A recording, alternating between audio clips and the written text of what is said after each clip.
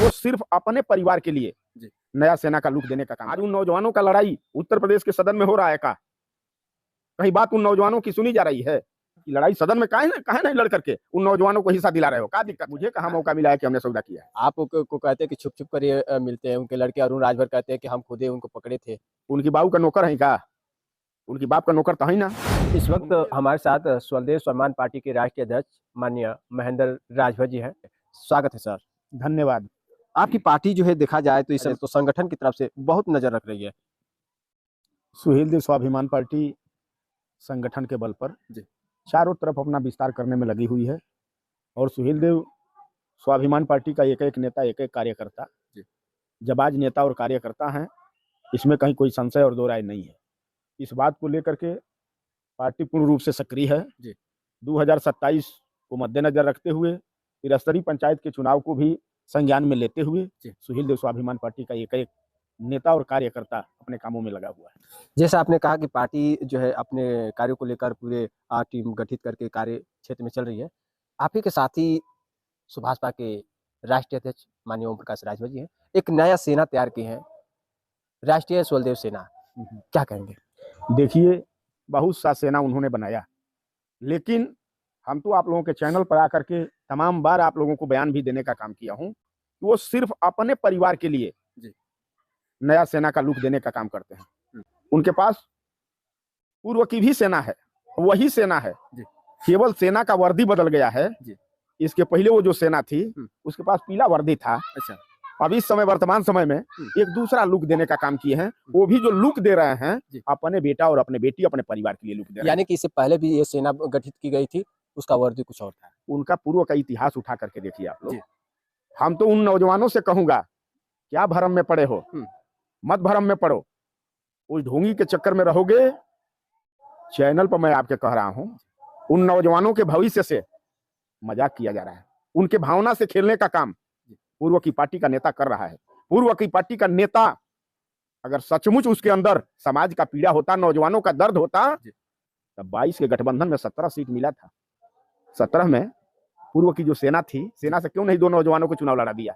जब सेना के नौजवानों को चुनाव लड़ाना होता है, जब सेना के नौजवानों को हक हिस्सा अधिकार दिलाने की बात होती है, तब सदन में आवाज नहीं निकलता है।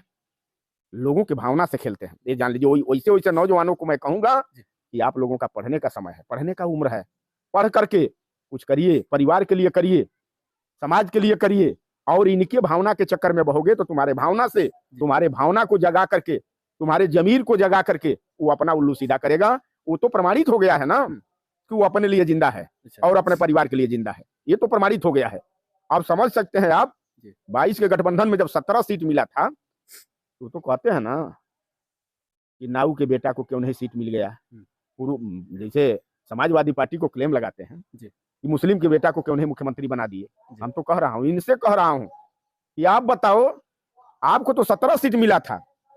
17 सीट में तुम्हारे अंदर थोड़ी भी इंसानियत होता, तुम्हारे अंदर थोड़ी भी दर्द होता समाज का, और समाज के कार्यकर्ताओं का, नेताओं का दर्द होता, तब तो तुम ऐसा नहीं किए होते, तब तो तुम सौदा नहीं किए होते।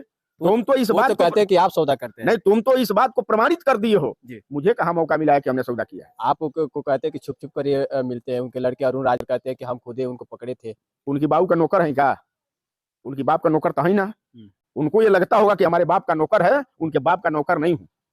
सुहेल देव भारतीय समाज पार्टी को खून और पसीना से हम लोगों ने सींचा था। इस बात को लेकर के हम लोगों ने सींचा था कि काश पार्टी मजबूत होगी, संगठन खड़ा होगा, तो हम लोगों के बीच से हजारों नौजवान, सैकड़ों नौजवान, दर्जनों नौजवान उत्तर प्रदेश के सदन में जाएंगे और समाज की लड़ाई होगी। लेकिन उस व्यक्ति ने 22 के चुनाव में प्रमाणित कर दिया। इसी बात को लेकर के आप लोगों के चैनल पर कहता हूं कि असल बाप का औलाद है तो अपने 17 सीट का सच्चाई तो बतावे।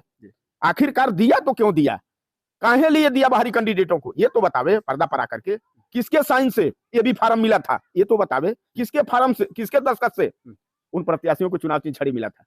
केवल क्लेम लगाने के लिए कि फला के कैंडिडेट थे, उनके कैंडिडेट थे। तुम असल बाप के औलाद होते तो ये भी फार्म पर दस्तखत नहीं करते तो छड़ी इलाट नहीं होता।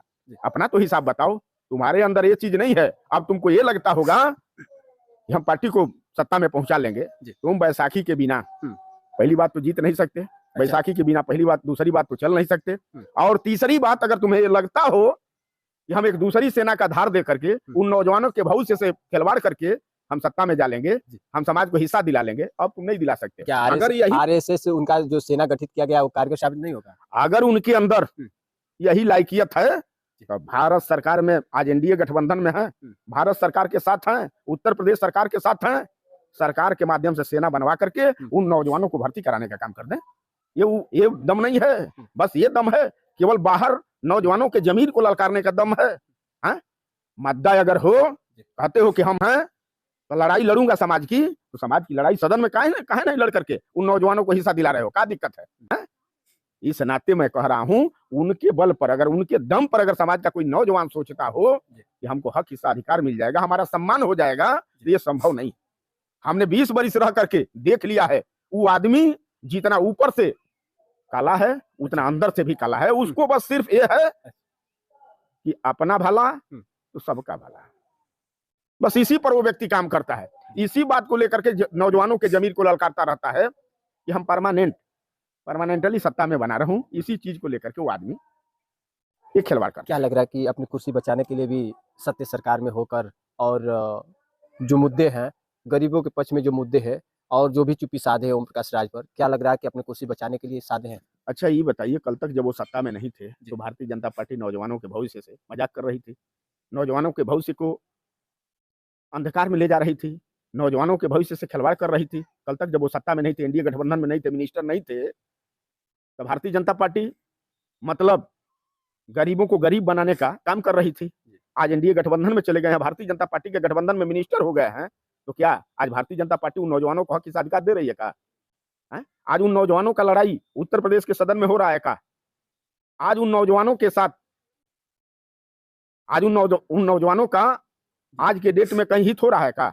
कहीं बात उन नौजवानों की सुनी जा रही है? कहीं उन नौजवानों की बात कोई नहीं सुना जा रहा है। जान लीजिए, बस उनके भावना से खिलवाड़ करना ये उनका एक ड्रामा है। अच्छा, जोहराबाद में आपकी एंट्री कब होगी? पिछली बार आपने कार्यक्रम को लेकर बहुत बवाल खड़ा हो गया था। क्या लग रहा है कि जोहराबाद की जनता फिर भी स्वाभिमान पार्टी की तरफ एक बार नजर रख रही है? स्वाभिमान पार्टी का नेता और कार्यकर्ता लगे हुए हैं, लोग काम कर रहे हैं, जमीनी स्तर पर काम हो रहा है। जब कार्यकर्ताओं का आदेश निर्देश होगा, महेंद्र राजभर वहां पहुंच लेगा, कोई दिक्कत नहीं है। महेंद्र राजभर जब तक जीवित रहेगा, इतना तो आप जान लीजिए, आपके चैनल पर कह रहा हूं, उनके तरफ से चाहे जो भी महेंद्र राजभर के प्रति षड्यंत्र रचा जा रहा हो, हर षड्यंत्रों का महेंद्र राजभर सामना करेगा।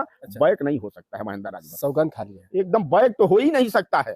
हाँ, ये जान लीजिए, असली अगर समाज का कोई हितैषी है, समाज की कोई लड़ाई लड़ सकता है तो सुहेल देव स्वाभिमान पार्टी ही लड़ सकती है, और सुहेल देव स्वाभिमान पार्टी का नेता ही लड़ाई लड़ सकते हैं। सुहेल देव स्वाभिमान पार्टी के बल पर ही थोड़ी सी धैर्य तो रखिए, हम तो आपके चैनल पर इस बात को कहा करता हूँ, थोड़ा सा इंतजार आप लोग करिए। 27 का महज 27 का 27 का 26 तक शांति रहेंगे। एक साल आप देखिए, एक साल 26, हमको लगता है कि अधिकतम 15 दिन बाद 26 हो जाएगा। एक बरस इंतजार करिए। मैं कह रहा हूं, सुहेल देव स्वाभिमान पार्टी 27 में सदन में पहुंच करके समाज के नौजवानों को हक हिस्सा अधिकार दिलाने का काम करेगी।